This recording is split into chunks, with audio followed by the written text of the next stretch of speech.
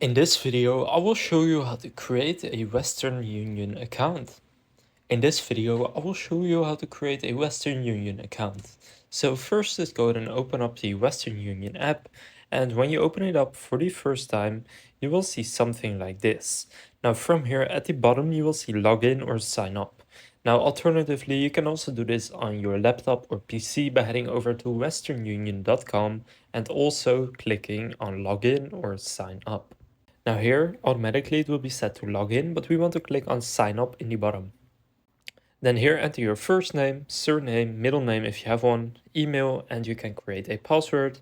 Then here you need to agree to their privacy statement, terms and condition, and you can choose to get emails from them if you want. So simply enter all of this info and then click sign up in the bottom. Now you can choose to enable login with Face ID if your phone has this. I'll click maybe later.